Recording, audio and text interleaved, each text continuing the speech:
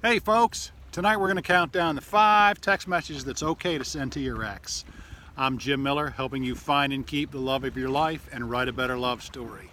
And I would ask, if you're new to the channel, hit the subscribe button, should be right over here. Tick the bell icon. That way you'll be notified when I upload new content, which right now is a couple times a week. Give me a thumbs up if you like what I have to say, like the video, and share it. If you know someone going through a breakup, someone that might be able to benefit from what I have to say, I'd appreciate it if you share this video with them. So let's dive into the content. Now, tonight's subject comes from a video that I did last week that was actually the 5 texts to never send your ex. This sparked some interesting conversations between me and some of the subscribers. I know this one young lady from London wrote to me and she said, I appreciate that. What are the 5 text messages that I can send to my ex? So that's what sparked this video. And I have to be honest with you though, folks, your relationship with your ex has to be in a position where this communication is welcome. If you're still in a period of no contact, if you broke up a week ago and you're trying to maintain no contact, if they broke up with you, or if they hate you, or they're really mad at you, if you're going to send them a text that says anything and you're going to get one back that says go to hell or nothing, something along those lines, stay away from these. This is not the time for you to contact them. Maybe you need to wait a little longer, or maybe you need to wait until they contact you. But anyway, these are the 5 texts that are basically okay to send to your ex. And I want you to notice something here. Most of these texts do not, except for one, do not really require an answer on your ex's part. And I like that. You're not forcing them into a conversation. If you're asking a question and they feel like they have to answer, they may be answering just to be nice or maybe just to be polite. It doesn't necessarily indicate an interest. So most of these texts are gauged just to kind of say something. If you hear something back, then maybe that's an opportunity to open up some doors for some more communication. Anyway, also understand any communication with your ex is a goal. The goal is to try and get them on some sort of a date or out to meet with you in person. Okay, you do not want to be in a relationship that is nothing but texts and phone calls. Trust me, I've been there. I know people that have been there, and it's very unsatisfying. So text number 1 is what I like to call the common interest text. And what this is I'll give you an example. One of my exes at one point had broken up with me. We were apart. We hadn't really communicated much at all, and she wanted to start that communication back. What she did was she sent me a picture of a sunset. Okay, a beautiful sunset. She sent me a picture of a sunset along with the words underneath of it that says, hey, been thinking about you. This made me think of you. I'm sorry. We both appreciate sunsets. What I did was the next night I ran down here, took some beautiful pictures of sunset and sent them to her.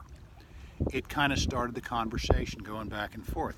But it was something that is of common interest to us. She didn't say, I'm thinking of you. Are you thinking of me? I miss you. Do you miss me? Nothing like that. She said, this made me think of you.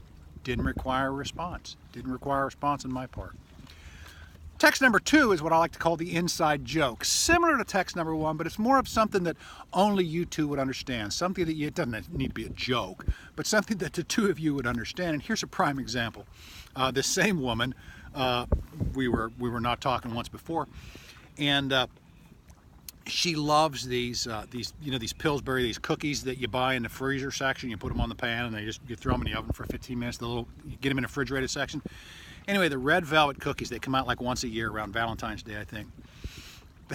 They were getting rid of them. They were trying to remove them from the store because they wanted to get them off the shelf. And I bought like 20 packs of these things and took them home. I had a stack of these cookies, and she loves them, and she's not going to eat those things anytime soon. So she puts them in the freezer. Well, this was several months later, and I get this text, and it's a picture of these cookies, this cookie dough. And it says nothing more than, I was cleaning out the freezer, and this made me think of you. Again, notice the text did not require a response. The funny thing is I happened to be in the grocery store at the time and had just seen a can of Pringles that were salted caramel Pringles, which is a nasty flavor, trust me.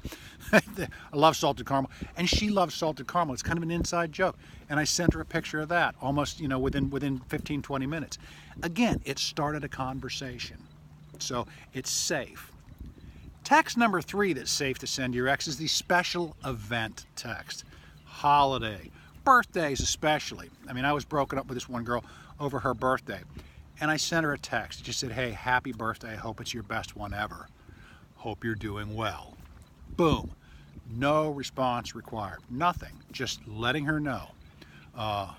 She responded back. You know, again, it started a conversation. The goal of which, obviously, is to get together. Keep that in mind. This is not just, you don't want just this text message going back and forth, because people can do this shit all the time, and it gets old. Text number 4, this one requires response. I need your advice. This is something, if you're a woman, maybe you ask your ex-boyfriend, so you need his advice on a car or on, you know, something like that. If you need advice from a girl, hey, listen, I need some decorating tips, or I need to know where to find, you know, what store could I find? I need to get a gift for my sister. Where would I, you know, what should I get her? This kind of thing. People love to be of help to somebody else, even if they say they don't want to.